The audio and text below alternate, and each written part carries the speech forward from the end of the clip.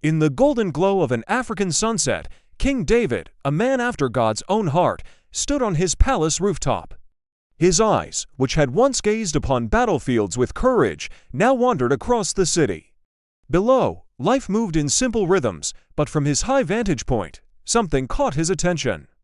A woman, her beauty radiant under the fading light, was bathing. This was Bathsheba. In that single moment, a seed of desire was planted in the king's heart.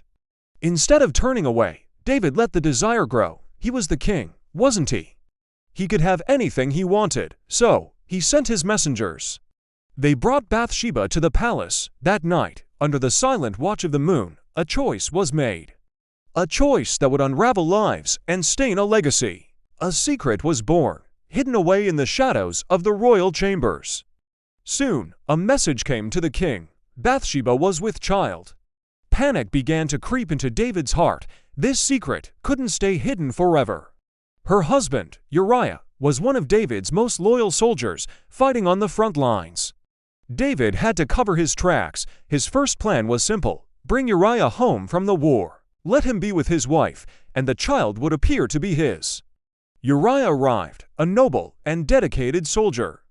David greeted him, asked about the war, and then sent him home, saying, "Go down to your house and wash your feet." But Uriah didn't go home. He slept at the entrance to the king's palace with the other servants.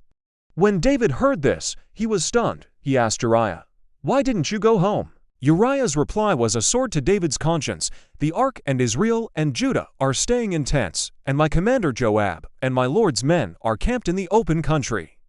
How could I go to my house to eat and drink and be with my wife?" David's respect for Uriah's integrity warred with his own fear. He tried again. He invited Uriah to eat and drink with him, getting him drunk, hoping in his stupor he would go home. But even then, Uriah's loyalty held firm. He slept again with the king's servants. David's desperation grew. The cover-up had failed. Now, a darker thought took root, a plan from which there was no turning back. He wrote a letter, sealed it, and handed it to Uriah himself. The letter was for Joab, the army commander. Uriah, the faithful soldier, carried his own death warrant. The letter's instructions were chillingly clear. Put Uriah out in front, where the fighting is fiercest. Then withdraw from him, so he will be struck down and die, and so it was done. In the heat of battle, Uriah the Hittite, a man of honor and loyalty, was abandoned and fell. When the news reached David, a wave of false relief washed over him. The problem, he thought, was solved. The secret was safe. After Bathsheba's time of mourning was over, David brought her to his house, and she became his wife and bore him a son. To the outside world, it looked like the king was simply showing kindness to a warrior's widow. But the thing David had done displeased the Lord. God sent the prophet Nathan to David. Nathan didn't come with angry accusations. Instead, he told the king a story. There were two men in a certain town, one rich and the other poor. The rich man had a very large number of sheep and cattle, but the poor man had nothing except one little ewe lamb he had bought. It grew up with him and his children. It shared his food, drank from his cup, and even slept in his arms. It was like a daughter to him. Now a traveler came to the rich man, but the rich man refrained from taking one of his own sheep to prepare a meal for the traveler. Instead, he took the ewe lamb that belonged to the poor man and prepared it. David's face flushed with anger. He stood up and declared, "As surely as the Lord lives, the man who did this must die.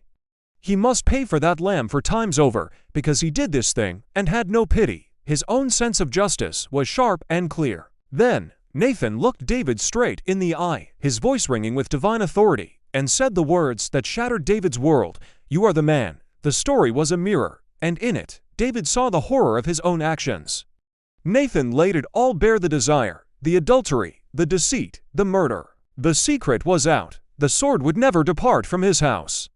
The child born from this union would not live. Suddenly, the weight of it all came crashing down on David. The sorrow was immense, a crushing force that broke his heart. He had tried to hide his sin, to bury it under layers of lies and manipulation, but hidden sin only grows in the darkness until it brings overwhelming sorrow. The joy he once knew was gone, replaced by a deep and painful grief. The consequences of that one look, that one choice, would ripple through his family and his kingdom for generations. David, the great king, learned the hardest lesson of all. You can never hide from God, and the path of hidden sin always leads to a valley of tears. Thank you for watching. If this story touched you, please like, share, and subscribe for more content that explores the depths of the human heart. See you next time.